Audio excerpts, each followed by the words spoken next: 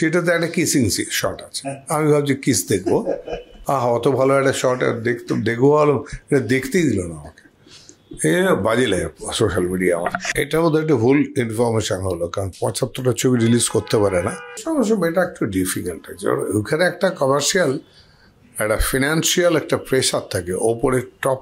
তবে বেসিক্যালি এখন জার্নালিজমটা একটু পাল্টে গেছে, ইয়েলো হয়ে গেছে, একটু রংটা একটু হলদে হলদে দেখতে লাগে ওদের, মানে একটু জন্ডিস হলে যেমন হয় সেটা একটু হয়েছে। কারণ একটা কিছু এখান থেকে একটা বার করে ও গিয়ে, আমি জানি ও গিয়ে বসে এডিটিংয়ে বসে বার করবে কোন কথাটা আমার ওপরে হেডলাইন করলে ওরা এটা বেশি টিআরপি হবে। এটা সোজা কথা, আমরা বিচ্ছিরি খারাপ কথা বলে দেবো কার সম্বন্ধে, ওটাকে হেডলাইন বলা যায়। মানে আমাকে আনপপুলার করে দেবে এরকম কারোর ক্ষমতা নেই। একদম।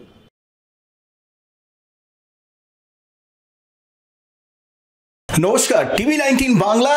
আর TV19 বাংলায় আজকে হাঁটি হাঁটি পা পা কোথায় চলে এসেছি, আর যেখানে এসেছি আজকে সেই মানুষটির সঙ্গে কথা বলতে, সেখানে এই হাঁটি হাঁটি পা পা ব্যাপারটা কেন হঠাৎ বললাম সেটা কিন্তু আজকে এই অন্তরালের গল্পে কিন্তু সেটা একদম আমরা খোলসা করে আপনাদের সামনে নিয়ে আসব। আমরা এই মুহূর্তে কথা বলছি বিশিষ্ট অভিনেতা চিরঞ্জিত চক্রবর্তীর সঙ্গে। ওনার আরেকটি পরিচয় অবশ্যই আছে, সেটা রাজনৈতিকভাবে বিধায়ক। আর চিরঞ্জিত দাকে আজকে TV19 বাংলার তরফ থেকে অনেক অনেক শুভেচ্ছা এবং আন্তরিক ভালোবাসা। দাদা, ওয়েলকাম টু TV19 বাংলা। এবং তুমি যে ছবিটির মাধ্যমে আবার বড় পর্দায় আবার অনেক দিন বাদে আমাদের সামনে আসছো, সেটি হচ্ছে হাঁটি হাঁটি পা পা। এই ছবিটি নিয়ে তোমার যদি প্রতিক্রিয়া পাই। নমস্কার সবাইকে, TV19-এর দর্শকদের, শ্রোতাদের নমস্কার জানাই আমি। বছর শেষ হয়ে এলো প্রায় নভেম্বর, তার মানে এরপরে ডিসেম্বর শেষ, আবার নতুন বছর শুরু হবে। তো আমরা সবসময় এগুই এরমভাবেই হাঁটি হাঁটি পা পা করে ধীরে ধীরে এগুই। প্রথমে মনে হয় যেন বছরটা কত লম্বা, কিন্তু পরে দেখা যায় ফুরিয়ে গেল, হাঁটতে হাঁটতে চলে এসছে অনেক দূর। তো সেইটার ছবি একটা করছে একজনরা, তো অর্ণব মিথ্যা যে ডিরেক্টর সে, আর অরুণাভ মিথ্যা চিত্র প্রডিউসার। এটা একটা ছবি করেছি, রুক্মিণীকে দিয়েছে আমার মেয়ের রোল, আর আমি হচ্ছে বাবা, একজন খিটখিটে বাবা। তো মেয়ের সঙ্গে খুব তক্কাতক্কি করি, খালি মেয়ে যেটা বলে ঠিক উল্টোটা করি, এরকম একটা ব্যাপার। মেয়ে কিন্তু সব সহ্য করে নেয়, মাঝে মাঝে খুব খেপে যায়, খুব রেগে যায়, এই জন্য কেউ তোমার পছন্দ করে না বলে চিৎকার করেছে। আর সেই চিৎকারটা খুব ভালোই পারে করতে রুক্মিণী। আমি জানি দেবের সঙ্গে কত ঝগড়া করে, কি করে আমি জানি না, কিন্তু আমার সঙ্গে প্রচণ্ড ঝগড়া করেছে অন সেট, মানে ছবির জন্যে। কিন্তু বাকি সময় সুইট একটা মেয়ে, খুব ভালোবাসি আমি ওকে, আর ও আমায় খুব পছন্দ করে, আমার শ্রদ্ধা করে। তো তাদের একটা কম্বিনেশন হয়েছে এখানে বাপ মেয়ের। সেই ছবিটা আসছে 28-এ, এই মাসেই, এই নভেম্বরে। তো সেই ছবিটা আপনারা দেখলে আমার খুব ভালো লাগবে আশা করি।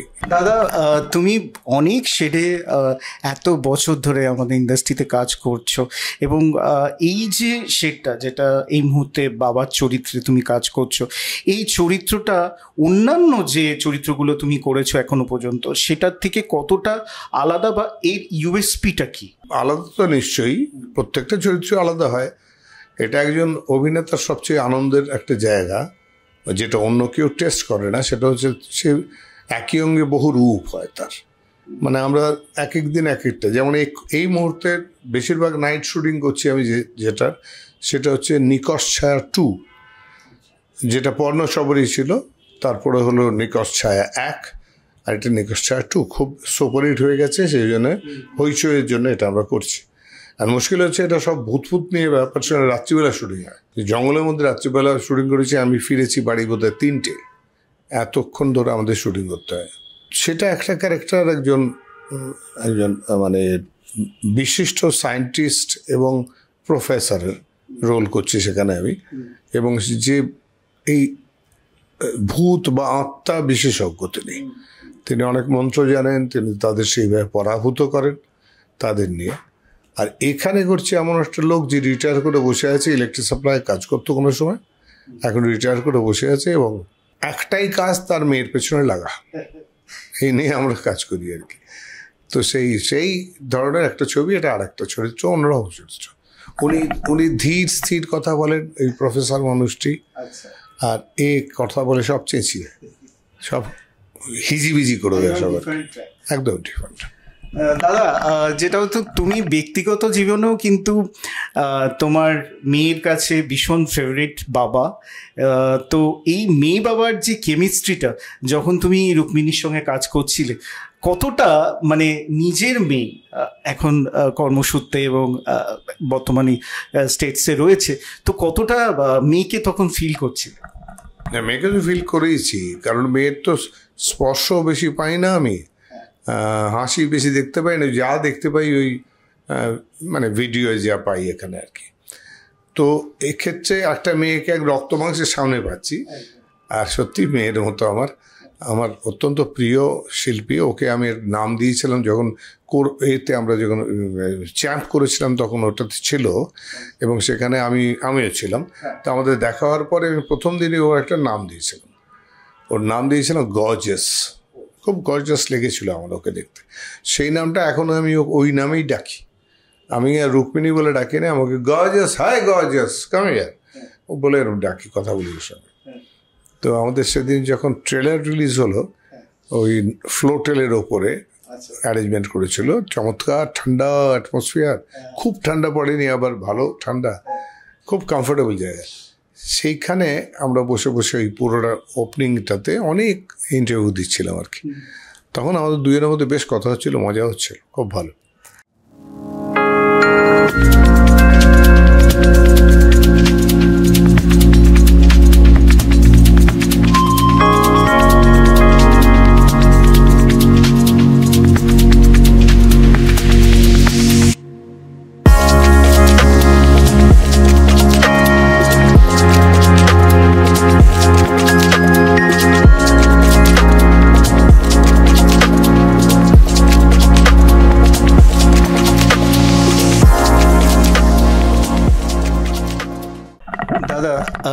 এই যে এই ছবিটি এখন যেহেতু বাংলায় প্রচুর ছবি আসছে এবং প্রত্যেকটি ছবি বাঙালি মননে স্থায়ী পাচ্ছে, কিছু কিছু পাচ্ছে না, খুব কম তাদের স্থায়িত্ব।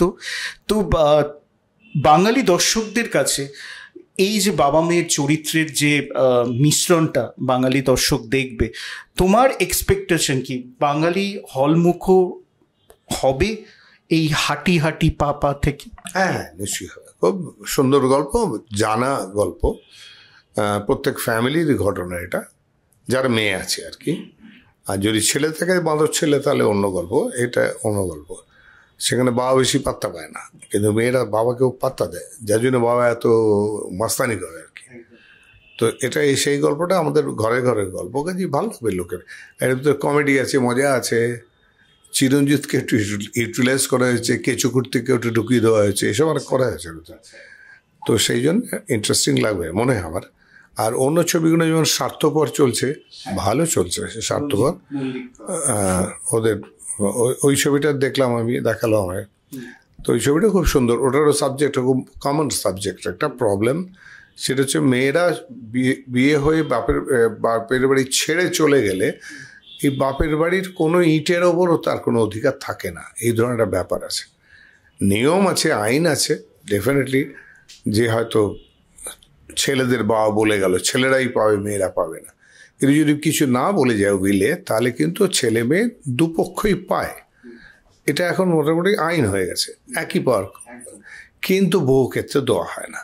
তো এরকম একটা প্রবলেম নিয়ে সেই মেয়েটার যে লড়াইটা, যে কেসটা, সেইটা খুব সুন্দর লেগেছে, যার জন্য লোকে দেখছে, খুব ভালো লাগছে ওটা। তারপরে একটা রান্নাবাটি বলে ছবি এলো প্রতিমডির, সেটাও দেখতে নিয়ে গেলো সোহিনী আরের, তো সেটাও খুব ভালো, ভীষণ ভালো। তাতে ঋত্বিক তো দারুণ পাঠ করেছে এবং মজার। সেটাও একটা গল্প যে স্ত্রী মারা গেছে, ছোট মেয়েটার সঙ্গে বাবার রিলেশনশিপটা তৈরি হচ্ছে না, সেইটা কি করে ফিরে পাওয়া যায়, মেয়েকে কি করে কাছে পাওয়া যায়, যেটা সে নেগলেক্ট করেছে বহু বছর। মা ছিল, মাই দেখতো, ও দেখতোই না, তাকে কাজ করতো খালি। সেখান থেকে কি করে মা চলে যাওয়ার পর মেয়েটাকে কি করে বুকের ভেতর নিল বাবা, তাকে কনভিন্স করলো, ভালোবাসতে শেখালো বাবাকে, সেইটার মধ্যে সোহিনী আবার হেল্প করলো। তো that's a good story also, কিন্তু ওটার মতো নয়, ওটা হচ্ছে সোশ্যাল মেসেজ আছে ওটাতে, এই আর কি। এটা তো সোশ্যাল মেসেজ আছে তোমার ছবিতে। হ্যাঁ।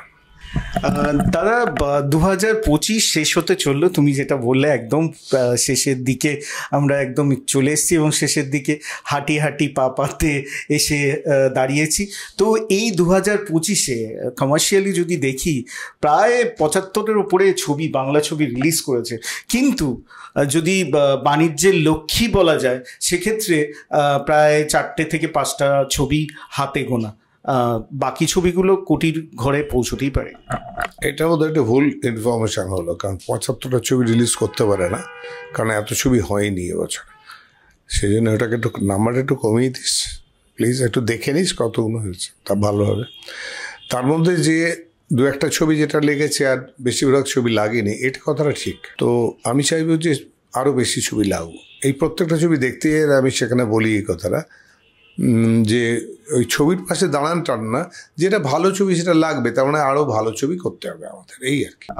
দাদা এই মুহূর্তে বাংলা ছবির যে বর্তমান ভবিষ্যৎ অবশ্যই খুবই উজ্জ্বল।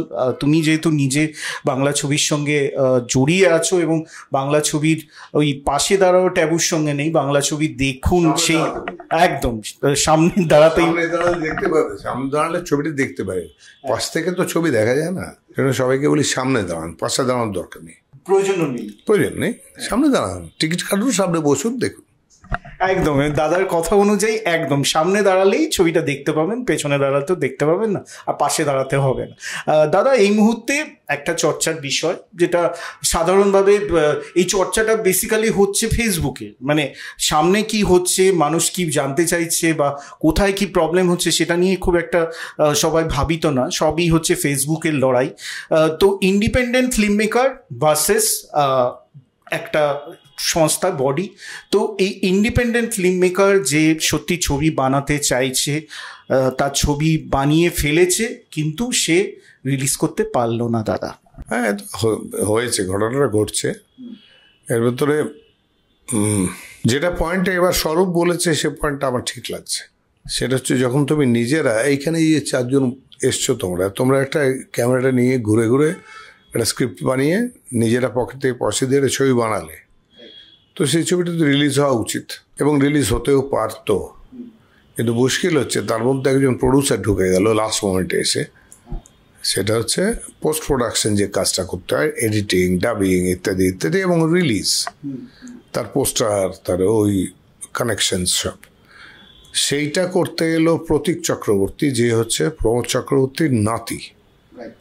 আমার একটা ছবি আছে খাইবার পাস, সেই ছবিটা তো এসে ঢুকে টাকা দিয়েছিল, সৌম্য এখানে দেখছিল ছবিটা, ওর মানে অ্যাক্টিভ এখানকার প্রডিউসার, তো টাকাটা বোধহয় ওর, প্রতীক চক্রবর্তীর।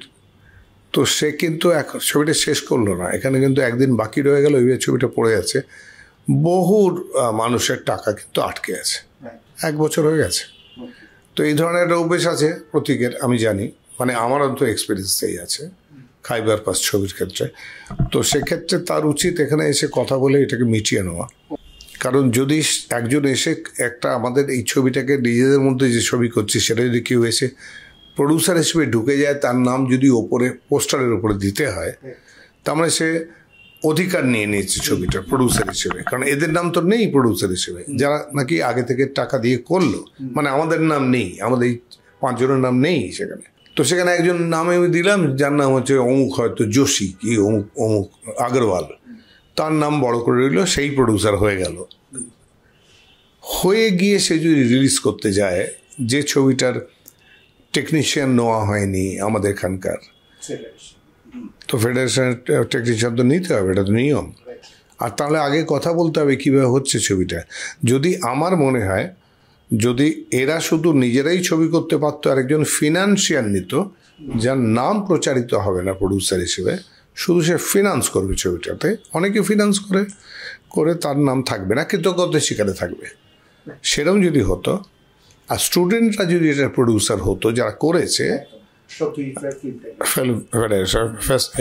ইনস্টিটিউটের, তো সেক্ষেত্রে জয়ব্রতকে আমি বলবো সেটা কারেক্ট হতো, তাহলে কিন্তু এই ফেডারেশনের প্রবলেমটা আসতো না। তো এখন যেহেতু তোমরা নিয়ে নিয়েছো একজনকে এস্টাবলিশ, সেই শুধু প্রডিউসার বলছো, আমরা গল্প বলছো যে আমরা করেছি, আমরা নিজেরা টাকা তুলে করেছি, কিন্তু আলটিমেটলি তুমি যখন পোস্টারটা দিচ্ছ তখন তোমরা নেই প্রডিউসার হিসেবে, তুমি এখানে ডিরেক্টর আছো, তাহলে কিন্তু হবে না। এটা টেকনিক্যালি এটা রং হয়ে যাবে। এখানকার একটা নেগোসিয়েট করতে হবে। তো সেখানে প্রডিউসার আসুক, ও তো বলেছে উনি আসুন, সে কথা বলেছে, তাহলে তখন সলভ হয়ে যাবে। হয়তো দেরি হবে একটু রিলিজ হতে, সলভ করে নিই এসে, প্রডিউসার আসুক করে নিই। প্রতীক চক্রবর্তীকে আমিও আহ্বান জানাচ্ছি, এসে এই ছবিগুলো যেগুলো আটকে আছে এবং যে ছবি রিলিজ করতে গিয়ে আটকে গেল, হ্যাঁ, তো সেই ছবিগুলো এসে সব সলভ করুক প্রবলেমগুলো। এটা তো অন্যায় না, আমরাও তো টাকা পাইনি ওই ছবিটা থেকে, কত টেকনিশিয়ান তো টাকা পাইনি, সেটা কী করে হবে? থাকবে মানে এরম এক্সাম্পল অনেকগুলো আছে বলেই ফেডারেশন ওকে আটকাচ্ছে। অবশ্যই সমস্যার সমাধান হবে এবং the academy of fine arts এবং দাদার যে ছবিটি আটকে আছে গত 1 বছর ধরে, সেটাও রিলিজ করবে।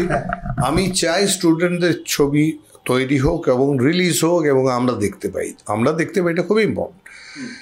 কিন্তু ওই ফর্ম্যাটেই হোক, ওটাকে পাল্টে একজনের কাছে বিক্রি করে দেওয়াটা ঠিক না। ছবিটাকে সম্ভবত এরা ছবিটাকে বিক্রি করে দিয়েছে, তাহলে শুধু একজনের নাম আসতো না, মনে হয় আমার। তো সেটা না করে এদের ট্যালেন্টেড সব ছেলেপুলেরা, তারা ছবি খুব সুন্দর বানায়। ইনস্টিটিউটের ছবি, এই ধরনের ইনস্টিটিউটের ছবি সারা পৃথিবী জুড়ে হয়। এটা একেবারে ফ্রান্সে হয়, ইটালিতে হয়, এটা আমেরিকায় হয়, রাশিয়ায় হয়, সব জায়গায় হয়। কিন্তু সেগুলো এই ধরনের কমার্শিয়াল রিলিজ ইউজুয়ালি করা হয় না। ওটা টেলিভিশনে যায়, কিছু হয় ইউটিউবে যায়, এরকম যায়।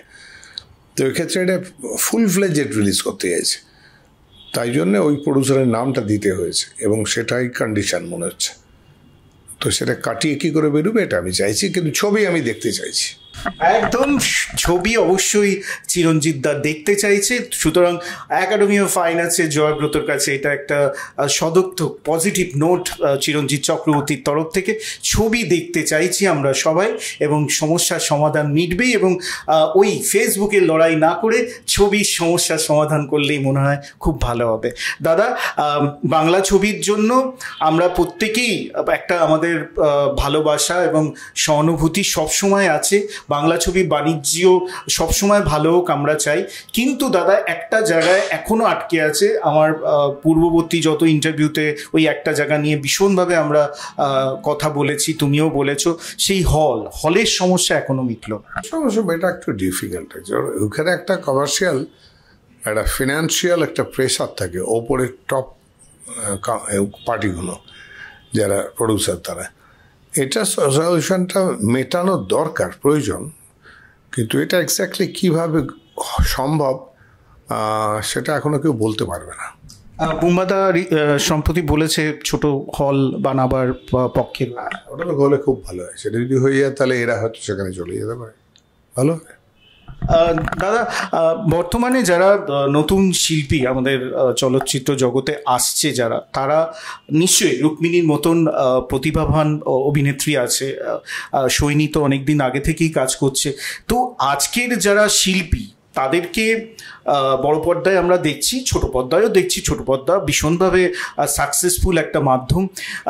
এই যে ছোট পর্দা বলো বড় পর্দা বলো, আমাদের প্রোডাকশন হাউসগুলো কিছুটা অর্থে ভীষণভাবে বাণিজ্যিক হয়ে গেছে, যেহেতু সিনেমা চালাতে গেলে অবশ্যই পয়সা দরকার এবং টাকা না হলে কোনো সিনেমা চলবেই না বা তৈরি হবে না। তো সেক্ষেত্রে কাউকে বা বিশেষ কাউকে নির্বাচনের জন্য ওই সোশ্যাল মিডিয়ায় সে কতটা অ্যাক্টিভ সেটা জানা খুব দরকার।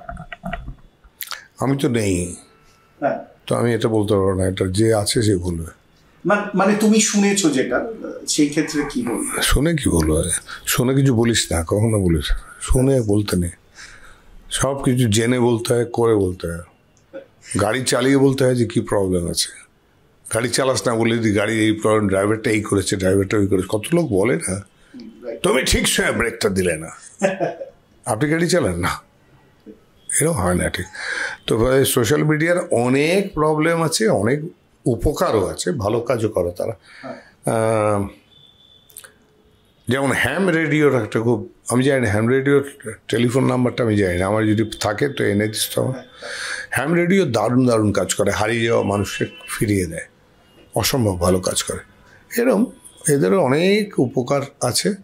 তবে বেসিক্যালি এখন জার্নালিজমটা একটু পাল্টে গেছে, ইয়েলো হয়ে গেছে, একটু রংটা একটু হলদে হলদে দেখতে লাগে ওদের, মানে একটু জন্ডিস হলে যেমন হয়, তো সেরকম হয়ে গেছে চেহারাটা জার্নালিজমের।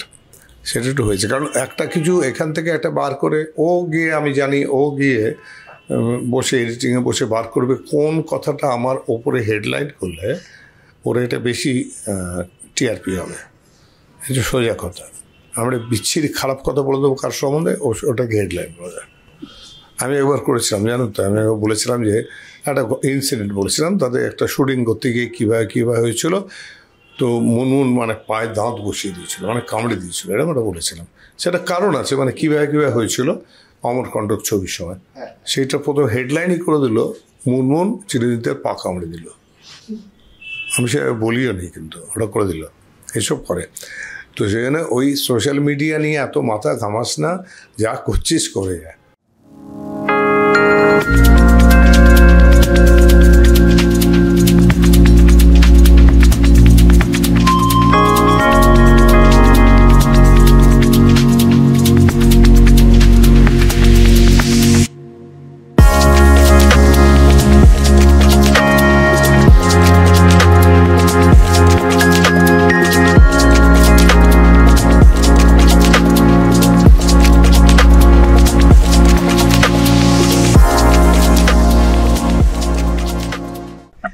সোশ্যাল মিডিয়া আছে, থাকবে, এবং সোশ্যাল মিডিয়া নিয়ে মাথা ঘামানোর অবকাশ হয়তো দাদা খুব একটা এই ব্যাপারে খুব একটা ইন্টারেস্টেড নয়। তবু দাদা তোমাকে মাঝে মাঝে দেখি রিলগুলো, তার প্রথম যে শটটা থাকে যেটা দিয়ে ওপেনিং হয়, সেটাতে একটা কিসিং শট আছে। আমি ভাবছি কিস দেখবো, তারপরে দেখলাম ওটা সরে গেলে গিয়ে অন্য একটা, কে জলে ঝাঁপিয়ে পড়লো, কে লাথি মারলো, এইগুলো দেখলাম। অত ভালো একটা শর্ট দেখবো ভালো, এটা দেখতেই দিল না আমাকে। বাজে লাগে সোশ্যাল মিডিয়া আমার। সত্যি কথা বলতে দাদা মানুষটি ভীষণ ভীষণ মজার মানুষ, এবং সবচেয়ে বড় কথা হলো এই যে দাদা এক্ষুনি যেটা বললো, ফিফেসটা দেখে আমরাও মাঝে মাঝে খুলে দেখি, ও মা এ তো নেই। ওইটাই মানে ছবিটার যে ট্রেলারটা, মানে শুরুটা এত সুন্দর দেখলাম, কিন্তু যখন সরে গেল তখন সেটা নেই। সেটাই দাদা বলতে ফার্স্ট টাইমটাই সরে যায়, আর এক চুল দেখাবে না। দাদা তোমাকে নিয়ে কিছু কিছু ক্ষেত্রে কন্ট্রোভার্সি, সেটা বেসিক্যালি হয়, কিন্তু সেই যুদ্ধটা হয় কিন্তু ওই সোশ্যাল মিডিয়াতেই। তুমি এটা লক্ষ্য করেছো? করি না সোশ্যাল মিডিয়াতে, উত্তরও দেবো না, আমি দিই না, উত্তর দেবো না, যে যা করে করুক, আমার কিছু যায় না। আমি 50 বছর এই ইন্ডাস্ট্রিতে আছি, এক্স্যাক্টলি 25 হলো না, আমি 75-এ ক্যামেরা ফেস করেছি অ্যাজ হিরো। তো আমার 50 বছর হয়ে গেছে ইন্ডাস্ট্রিতে। তো আমার কিছু যায় আসে না কে কি বললো, মানে আমাকে আনপপুলার করে দেবে এরকম কারোর ক্ষমতা নেই। একদম একদম নয়, সেইটা সম্ভাবনা একেবারেই নেই।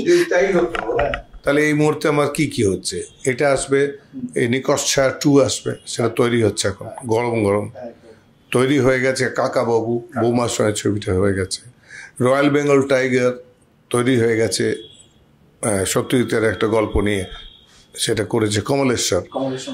হ্যাঁ, এবার আসছে আরো 2টো ছবি, তারা শুটিং আরম্ভ করবে, মানে ব্যাক টু ব্যাক। একদম এত বিজি আমি যখন আছি এই বুড়ো বয়সে, তাহলে ভালোই চলছে আমার।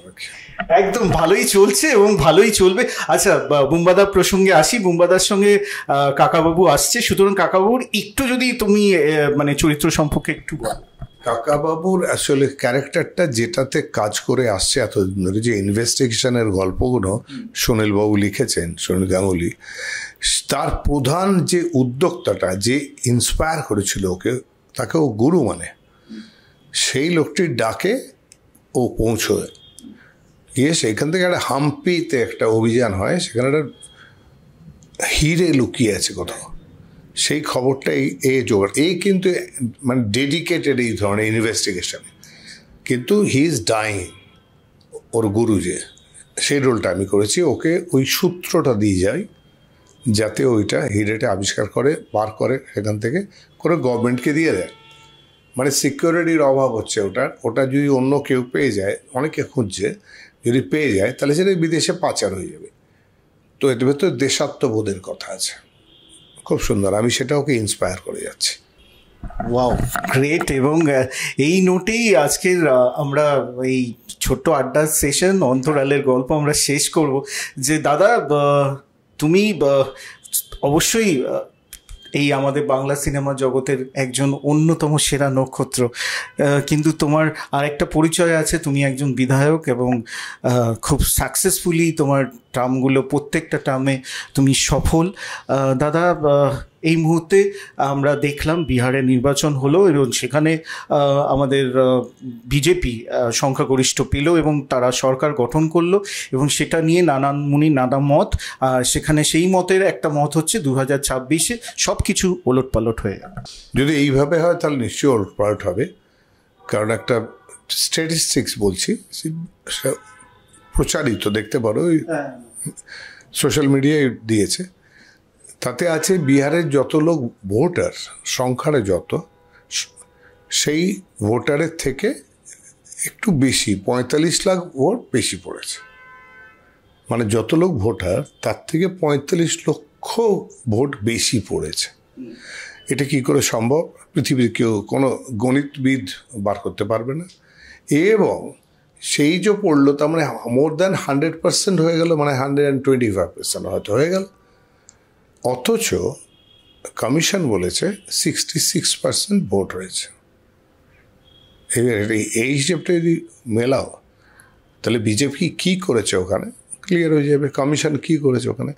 আর সেই ফর্মুলা যদি বেঙ্গলে প্রয়োগ করে তাহলে জিতে যাবে, কিন্তু সেটা এখানে করতে দেবে না, মমতা করতে দেবেন না একদম। এবং রাজনীতিকভাবে এই বিধানসভা 2026 অবশ্যই আমাদের সবার চোখ থাকবে এবং সেখানে আমাদের এখনের যে প্রশাসনিক যে দল রয়েছে জাতীয় তৃণমূল কংগ্রেস, তাদের ফলাফল সম্পর্কেও আমরা আগামীতে আরও জানবো। এবং আজকে আমরা ছিলাম অভিনেতা হাঁটি হাঁটি পাপার চিরঞ্জিত চক্রবর্তীর সঙ্গে, এবং হাঁটি হাঁটি পাপা অবশ্যই সিনেমা হলে গিয়ে আপনাদের সবাইকে দেখতে হবে, ওই সামনে দাঁড়িয়ে দেখতে হবে এবং সামনে বসে দেখতে হবে এবং হলে গিয়ে টিকিট কেটে দেখতে হবে, তাই তো দাদা? একদম, মানে এটা বাধ্য করবে আপনাকে। হাঁটি হাঁটি পাপা সিনেমাটা না, একজন দেখে এলে এত মাউথ পাবলিসিটি করবে সে, আপনি দেখে নেবেন। আপনাকে যেতে হবে, টিকিট কাটতে হবে, সামনের সিটে বসতে হবে, আপনি বাধ্য হবেন। এমন কাজ করেছি আমরা। একদম, আমরা দেখব এবং অবশ্যই দাদার অভিনয় আবার সামনে থেকে দেখব এবং আশা করি আপনাদের ভীষণ ভালো লাগবে। আগামীতে এরকমই জমজমাট আড্ডা আমাদের চলতে থাকবে অন্তরালের গল্পে TV19 বাংলায়। আজকে আমরা দাদাকে বিদায় জানাচ্ছি, আগামীতে আবার দাদার সঙ্গে এরকমই অনেক গল্প, অনেক কথা হবে। এখন আমরা ইতি টানছি। নমস্কার।